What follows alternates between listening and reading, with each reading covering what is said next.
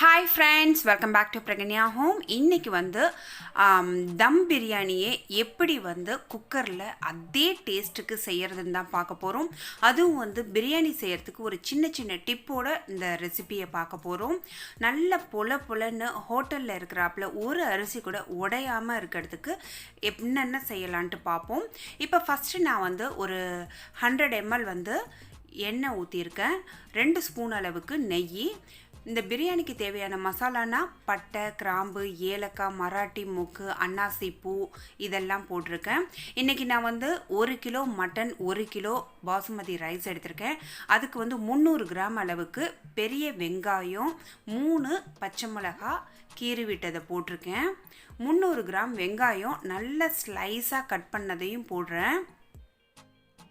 நம்ம பிரியாணி செய்யும் போது எப்போதுமே பிரியாணி செய்கிறதுக்கு பாசுமதி ரைஸ் ரொம்ப நல்லா இருக்கும். அந்த பாசுமதி ரைஸை நம்ம பிரியாணி செய்ய, அதாவது வதக்குற ஸ்டேஜில் ஒரு 10லேருந்து 15 நிமிஷம் ஊற வச்சு செஞ்சோன்னா உங்களுக்கு நல்லா அந்த பாசுமதி ரைஸு நீளமாக இருக்கும்.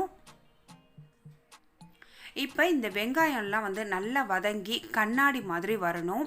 இந்த ஸ்டேஜில் ஒரு 50 கிராம் அளவுக்கு இஞ்சி பூண்டு விழுது சேர்த்து இதையும் சேர்த்து நல்லா வதக்கணும்.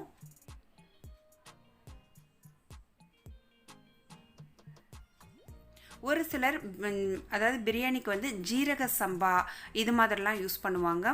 இருந்தாலுமே அந்த பிரியாணினா பாசுமதி ரைஸ் தான் நல்ல டேஸ்ட்டு கொடுக்கக்கூடிய ஒரு அரிசி. இந்த ஒரு பிரியாணி நல்ல டேஸ்ட்டாக இருக்கிறதுக்கு பாதி புதினாவை அரைச்சி போடணும், பாதி புதினாவை உங்களுக்கு முழுசாக போடணும். இந்த புதினா அரைக்கும் போது ஒரு 2 பச்சை மிளகாவையும் சேர்த்து அரைச்சி போடணும். இப்போ இது எல்லாத்தையும் இந்த ஸ்டேஜில் புதினா சேர்த்து வதக்கும் போது நல்ல பிரியாணி நல்ல மணமாக இருக்கும். இப்போ நான் குக்கரில் தான் செய்ய போகிறேங்கிறதுனால ஏற்கனவே இந்த மட்டனை அதாவது பட்டை, கிராம்பு, இஞ்சி பூண்டு விழுது, மல்லித்தூள், மிளகு, ஜீரகம் போட்டு அரிசி களைஞ்ச தண்ணியில் வேக வச்சு, அதாவது 2 விசில் விட்டு பாதி வேகிற லெவலுக்கு மட்டனை நல்லா வேக வச்சு அதை இந்த மசாலாவோட சேர்த்தாச்சு. இப்போ நல்ல ஒரு குழிக்கரண்டி அளவுக்கு நல்ல கெட்டியான தயிர் ஊற்றியிருக்கேன். இது பார்த்திங்கன்னா ஒரு 4 சில்லு தேங்காய், 1 ஸ்பூன் மிளகு, 1 ஸ்பூன் ஜீரகம், 1/2 ஸ்பூன் பெருஞ்சீரகம் சேர்த்து அரைத்த தேங்காய் விழுது. இது எல்லாத்தையும் சேர்த்து நல்லா பிரட்டணும். இது ஹோம்மேட் பிரியாணி மசாலா. இதோட லிங்க்கும் நான் டிஸ்கிரிப்ஷனில் கொடுக்குறேன். உங்களுக்கு கடைகளில் கிடைக்கக்கூடிய பிரியாணி மசாலா ஊற்றிட்டு, அதாவது போட்டுக்கிட்டாலும் ரொம்ப நல்லாயிருக்கும். இப்போ இந்த மட்டனுக்கு, அதாவது மட்டன் பிரியாணி தேவையான உப்பை சேர்த்து நல்லா ஒரு 5 நிமிஷம் நல்லா வதக்கணும். வதக்குனாதான் உங்களுக்கு அந்த மட்டனோட இந்த மசாலாலாம் சேரும். இப்போ இந்த மட்டன் நல்ல ஒரு 5 நிமிஷம் மசாலாவோட சேர்ந்துடுச்சு.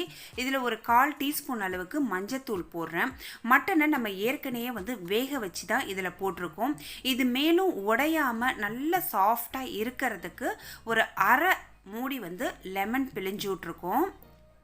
இப்போ பார்த்தீங்கன்னா நான் ஒரு 1/4 மணி நேரம் ஊற வச்ச பாசுமதி ரைஸு, இதை நம்ம பிரியாணி மசாலா ஏற்கனவே நல்லா வதக்கி வச்சுருக்கோம்ல, அதில் ஒரு 5 நிமிஷம் பிரியாணி மசாலா, இந்த அரிசி எல்லாத்தையும் போட்டு நம்ம வதக்கும் போது பார்த்திங்கன்னா அரிசி உடையாமல் இருக்கும். நம்ம பிரியாணி செஞ்ச பிறகு பார்த்திங்கன்னா அந்த ரைஸ் எல்லாம் நல்லா நீளமாக இருக்கும். இந்த டிப்பெல்லாம் ஃபாலோ பண்ணி நீங்கள் பிரியாணி செஞ்சிங்கன்னா பிகினர்ஸ் கூட ரொம்ப பர்ஃபெக்டாக பிரியாணி செய்யலாம். இது பார்த்திங்கன்னா எக்ஸாக்டாக உங்களுக்கு தம் பிரியாணி டேஸ்ட்டுக்கே வரும். இன்றைக்கி பார்த்திங்கன்னா 1 டம்ளர் பிரியாணி அரிசி எடுத்துக்கிட்டிங்கன்னா 1.5 டம்ளர் அளவுக்கு தண்ணி ஊற்றுனா கரெக்டாக இருக்கும்.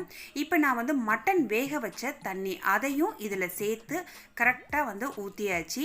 இந்த ஸ்டேஜில் உப்பு கம்மியாக இருந்ததுன்னா உப்பு எக்ஸஸாக போட்டுக்கிங்க. இதில் கருவேப்பிலை, கொத்தமல்லி எல்லாத்தையும் போட்டு நம்ம ஒரு 2 விசில், அதாவது அவங்கவுங்க குக்கருக்கு தகுந்தாப்புல விசில் மாறுபடும். என்னுடைய குக்கருக்கு பார்த்தீங்கன்னா 2 விசில் வச்சிங்கன்னா ரைஸ் ரெடி ஆகிடும்.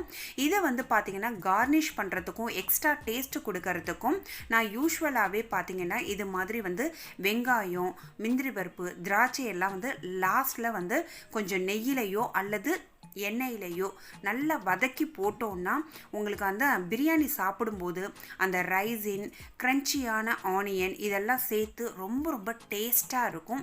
எக்ஸாக்டாக பார்த்தீங்கன்னா உங்களுக்கு ஹோட்டலில் கிடைக்கிற தம் பிரியாணியை விடையே இது வந்து இந்த மெத்தடில் நீங்கள் செஞ்சீங்கன்னா ரொம்ப ரொம்ப சூப்பராக இருக்கும். இப்போ வந்து 2 விசில் வந்துடுச்சு. இப்போ பிரியாணி எப்படி இருக்குன்னு பார்க்கலாம்.